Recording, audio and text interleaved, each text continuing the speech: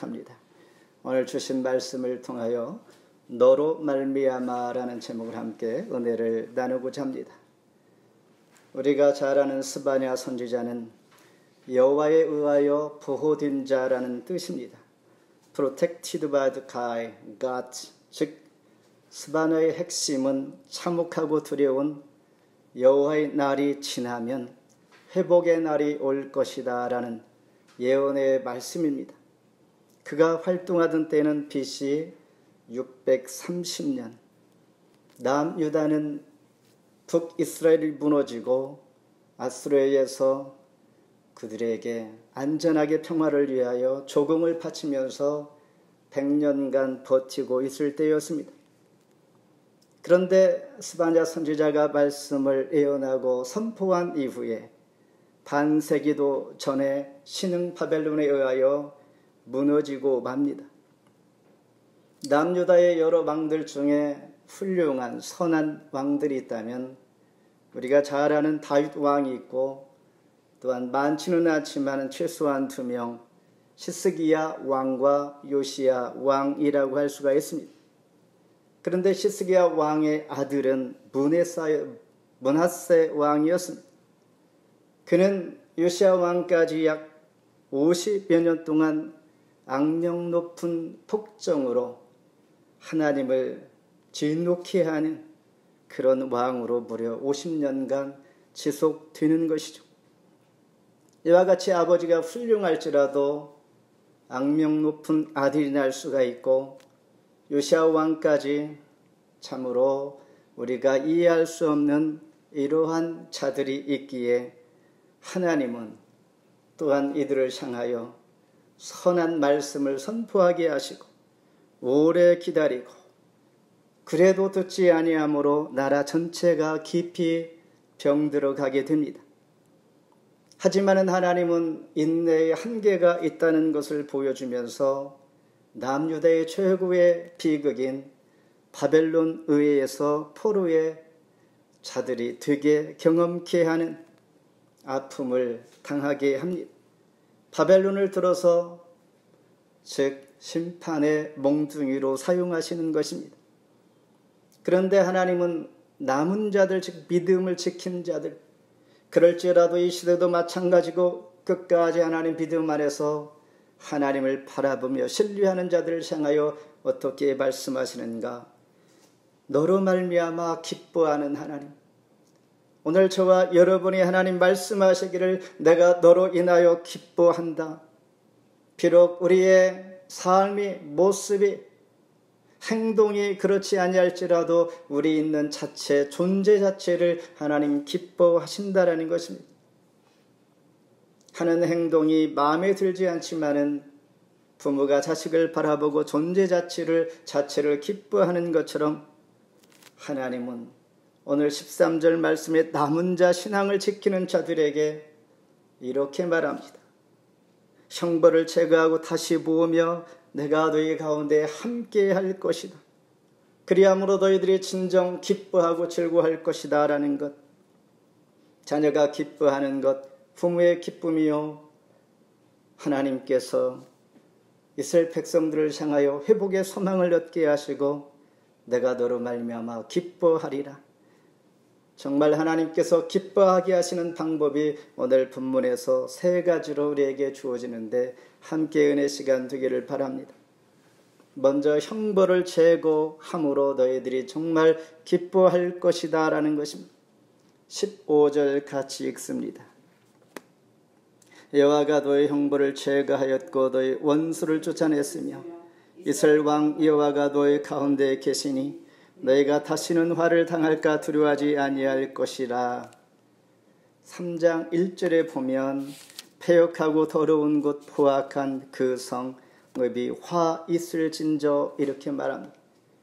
이 말씀을 볼 때에 오늘 본문과는 너무 대조적으로 매우 살벌한 말씀이 연속적으로 소개됩니다. 남은 자들, 믿음을 지킨 자들에게 내가 형벌을 제거할 것이다 라고 말씀하실 때 너희들이 그렇게 되면 기뻐하고 즐거워할 것이다.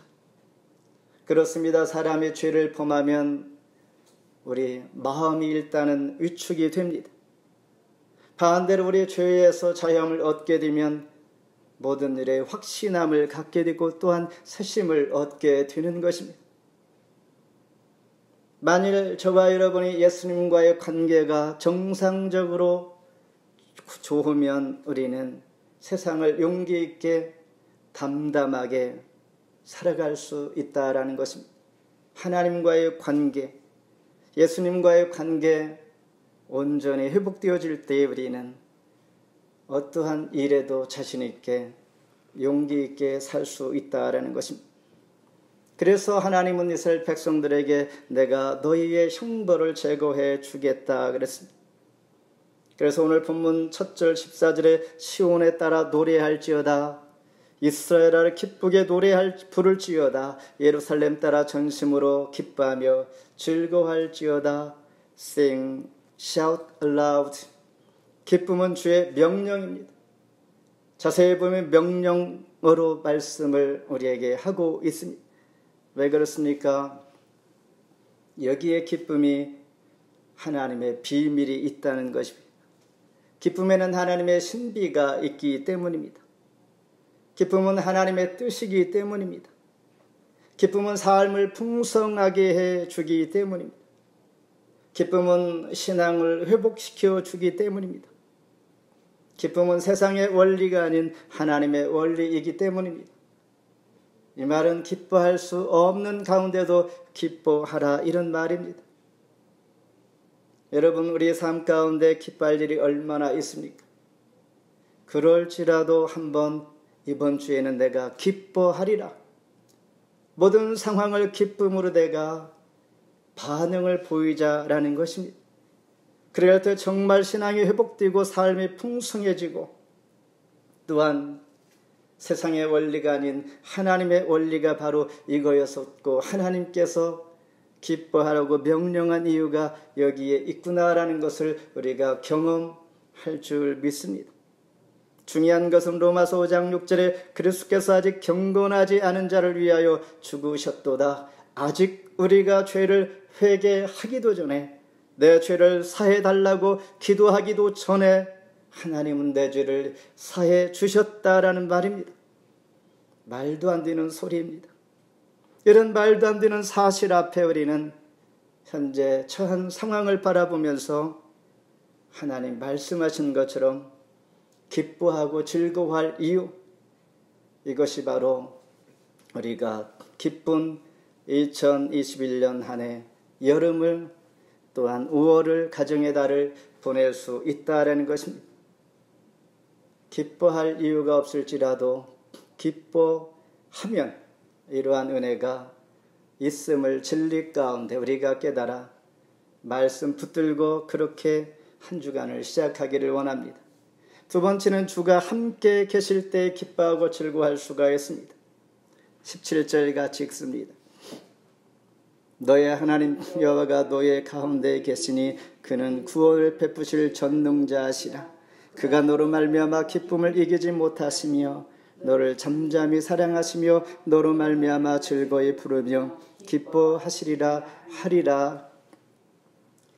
마치 축구 경기를 할 때에 축구 잘하는 친구가 우리 편에 있다면 안심이 됩니다. 영어로 롤플레이를 할 때에 영어 잘하는 사람이 우리 조에 있다면 부담이 덜 듭니다. 안심이 됩니다. 이와 같이 아무리 어려운 일이 있을지라도 하나님께서 나와 함께 계시면 능히 위로와 힘을 얻게 된다라는 것입니다.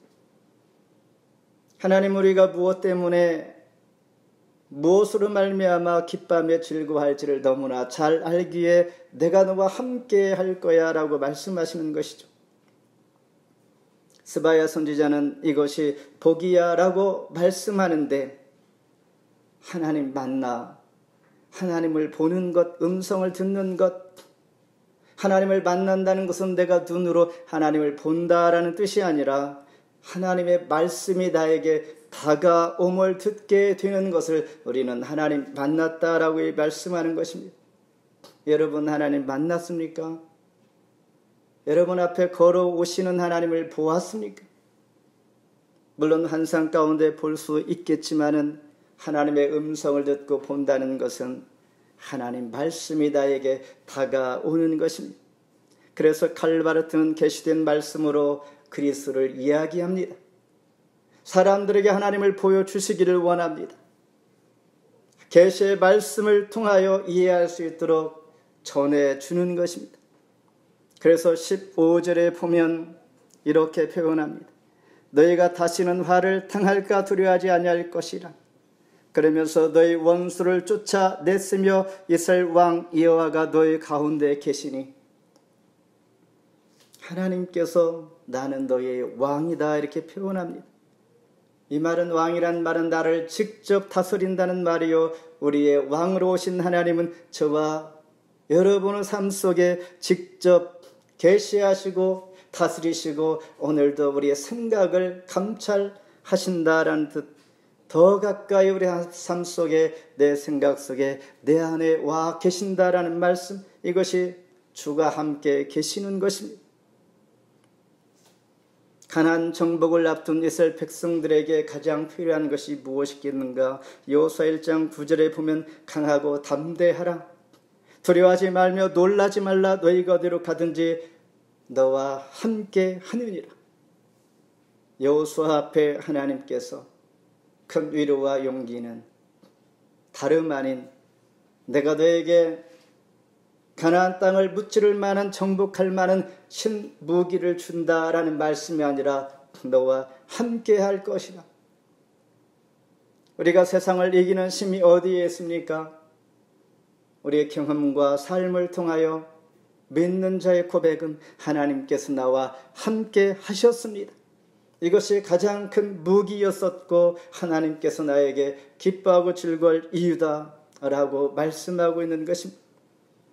오늘은 절기적으로 성령 강림 주일입니다. 교회력에 5개의 절기가 있다면 성탄절, 부활절, 성령 강림 주일, 맥주절, 추수감사 주일 이렇게 했습니다. 그 중에 성령 강림 주일은 예수님께서 승천하시고 약속한 대로 부활 후 50일 만에 보내주신 보혜사 성령에 임했던 이 날을 기념하여서, 그러니까 올해 4월에 부활주일 이후 50일째 되는 날이 오늘인 것입니다. 그래서 교회가 신약시대에 새로 탄생이 시작이 바로 성령 강림 주일 마가의 다락방에서 시작이 되었으므로 오늘 이 땅에 있는 교회들이 그때를 기준으로 지금까지 교회가 세워지고 있는 것이요, 그 하나님 성령 하나님은 보혜사 카운셀러로서 저와 여러분과 영원토록 함께 하십니다. 그래서 요한복음 14장 16절에 또 다른 보혜사를 너에게 주사 영원토록 너희와 함께 있게 하리니, 이것이 저와 여러분을 향한 하나님의 기쁘고 즐거워할 이유를 분명히 말씀해 줍니다. 그런데 사람들은 조금만 환경이 어려우면 힘이 빠지고 낭망하고 실망합니다. 이 큰 하나님의 사랑 함께 하심을 우리는 쉽게 잊어버리고 하나님의 은혜를 과거에 언제 그냥 그랬던 분이라고 생각하는데, 그 하나님은 과거나 현재나 장래에도 영원토록 함께 하십니다. 두려워하는 제자들을 향하여 주님은 말씀하시기를 마태복음 28장 20절에 볼지어다 내가 세상 끝날까지 너희와 항상 함께 있으리라 하시니라. 마지막으로 가정으로 모을 때 우리는 기쁘고 즐거워할 수가 있습니다. 가정으로 모을 때 20절 끝절 같이 읽습니다. 내가 그때에 너희를 이끌고 그때에 너희를 모을지라. 내가 너희 목전에서 너희와 사로잡힘을 돌이킬 때에 너희에게 천하 만민 가운데서 명성과 칭찬을 얻게 하리라. 여호와의 말씀이니라. 14절에 보면 시온의 딸들아 노래할지어다.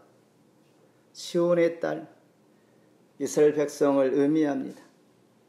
시온의 예루살렘 성전이 있는 곳, 다윗의 도시, 그 성전뿐만 아니라 그 안에 법궤가 있는, 하나님의 임재가 있는 이곳, 즉 그리스도 안에 있는 모든 하나님의 자녀들아 노래할지어다. 그러면서 public invitation, 공적으로 우리를 부르시고 초대하며 너희들이 흩어질지라도 바벨론 포로가 될지라도 70년 후에 다시 내가 모을지라. 우리가 흩어져 있다가 가정으로 모으면 이것은 기쁨인 것이죠. 멀리 있을지라도 가정을 향하여 고향을 향하여 달려가는 그 마음이 기쁜 것처럼 그 기쁨을 아시는 하나님은 흩어진 이스라엘 백성들을 다시 모을 것이다. 그것이 너희들에게 진정한 기쁨이다. 타지에 또한 낯선 곳에 아무리 부귀 영화를 누릴지라도 우리의 깊은 마음속에 참 기쁨이 없는 것처럼 하나님은 다시 약속하기를 너희들을 모을 것이다. 인간에게 있어서 가장 중요한 두 가지가 있다면 일과 사랑이라고 할 수가 있는데, 사랑이 있는 사람, 늘 우리는 기뻐하고 즐거워할 수가 있습니다. 일 없는 거에 비하여. 그리고 사랑은 가정을 매개로 하는데 16절에 그날에 19절에 그때에 이렇게 언약을 붙잡고 믿음으로 사는 사람, 그들에게 그날에 포로 생활을 청산하고 예루살렘으로 다시 돌아올 때에 너희들 다시 모아줄 것이야. 그것이 너희들에게 기쁨이요 즐거워할 이유다라는 말씀입니다. 가정은 쉼터요, 사랑의 터요, 배움의 터전이요. 세계에 흩어져 있던 디아스포라 이스라엘 백성에게 가장 중요한 것은 그들에게 가정이었습니다. 가장 중요한 것은 그들에게 고향 예루살렘 하나님의 성전에서 영광의 예배를 할 때의 그 모습, 그때를 그들은 그리워하고 그들은 바벨론 강가에서 노래하며 울며 그날을 소망하고 있는 것처럼 하나님은 이스라엘 백성들에게 가장 소중한 것, 너희들 다시 모을 것이다. 그러므로 이스라엘 백성들의 가정은 철저히 보호되어야 했던 것입니다. 가정이 무너지면 율법의 기초가 무너지기 때문입니다. 땡벌쇼가라는 말이 있습니다. 몸은 2cm 정도 상당히 큰데 날개는 매우 빈약하여 공기 역학상 날 수 없으나 공중을 잘 날아다니는 벌. 이처럼 하나님은 우리 모두에게 역전 드라마의 삶을 기대할 만하게 우리에게 소망을 줍니다. 역전 드라마의 삶, 신앙생활을 하다 보면 반드시 있습니다. 누가복음 16장에 보면 부자와 거지 나사로 이야기가 있습니다. 천국에 간 거지 나사로에게 아브라함은 부자에게 말합니다. 세상에 너희가 살 때는 좋은 것을 받았고 거지 나사로는 고난을 받았으니 이것을 기억하라. 무슨 말입니까?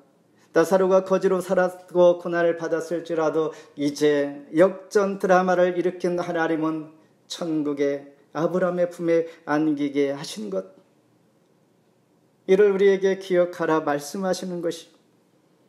또한 한나, 그는 자식이 없어서 늘 성전에서 기도할 때 그는 분인날을 통하여 고통을 받기도 합니다. 그러나 하나님은 그에게 기도를 들으시고 사무엘을 낳게 합니다. 즉 족장시대에서 왕정시대로 넘어갈 때 선지자, 제사장, 왕인 가장 훌륭한 사무엘을 낳은 역전 드라마를 보여주시는 것이죠. 가정을 떠났던 야곱, 그의 삼촌의 집에서 20년을 보내고 그의 마음의 평안 소망은 언젠가 고향으로 돌아오는 것이었습니다. 모을지어다 이것이 기쁨이여 즐거워할 것이니 그가 거부가 되어서 많은 가족을 이끌고 고향으로 돌아올 때 한 가지 숙제는 그 형 에서의 문제, 에서가 칼을 가지고 그를 기다리고 있으니 이 문제 해결은 하나님 앞에 기도함으로 하나님께서 원수 애를 형제로 바꿔주시는 역전 드라마의 문제 해결을 보게 하신 것처럼 오늘 저와 여러분에게 있어서 늘 언제나 어떠한 상황일지라도 이런 하나님을 만날 수 있다는 기대와 소망 가지고 언젠가 모아주시고 해결해 주시고 응답해 주시는 하나님을 바라보면서 기뻐하고 즐거워하는 그런 한 주가 되기를 바랍니다. 말씀을 뵙습니다. 하나님은 종종 저와 여러분을 징계할 때가 있습니다. 그러나 하나님은 본 마음이 아닙니다. 왜냐하면 오늘 말씀의 제목처럼 너로 말미암아 기쁨을 이기지 못하시는 하나님이기 때문입니다. 시편 기자는 시편 8편 4절에 사람이 무엇이고 한데 주께서 저를 생각하시며 저를 권고하시나이까. 앞서 말한 대로 스바냐는 여호와에 의해서 보호된 자, 보호받는 자, 숨겨진 자의 이름의 의미처럼 저와 여러분이 그러한 존재요, 하나님께서 우리 각자 한 사람 한 사람을 숨겨둔 자요 보호하고 있는 그런 존재인 것을 이 시간 기억해야 합니다. 엄마 뱃속에 태아는 4개월이 되면 듣기를 시작한다고 합니다. 그래서 태어나면 들은 대로 옹알이를 하는데 이것이 그의 모국어가 되고 성품이 된다고 합니다. 이처럼 인생은 듣는 대로 되며 죽음을 맞이할 때도 그 기능을 잃지 않는데 이유는 복음을 듣고 구원을 받으라는 하나님의 배려다라는 말이 있습니다. 하나님께서 한 사람이라도 마지막까지 구원하기 위하여 듣게 하시는 하나님, 우리를 지켜주시는 하나님, 보호해주시는 하나님. 19절 20절 우리 같이 한번 읽습니다. 그때에 내가 너를 괴롭게 하는 자를 다 벌하고 저는 자를 구원하며 쫓겨난 자를 모으며 온 세상에서 수욕받는 자에게 칭찬과 명성을 얻게 하리라. 내가 그때에 너희를 이끌고 그때에 너희를 모을지라. 내가 너희 목전에서 너희의 사로잡힘을 돌이킬 때에 너에게 천하 만민 가운데서 명성과 칭찬을 얻게 하리라. 여호와의 말씀이니라. 이런 저와 여러분이 이 땅을 대충 살아서는 안 되는 이유인 것입니다. 하나님의 기쁨이 되어야 한다라는 것입니다. 하나님은 나로 인하여 기뻐하는 만큼 나도 하나님의 기쁨이 되기 위하여 어떻게 해야 할까? 하나님을 사랑할 수 있는 방법을 찾아보는 것입니다.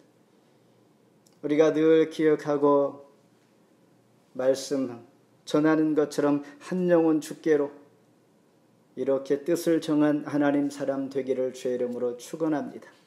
기도하겠습니다.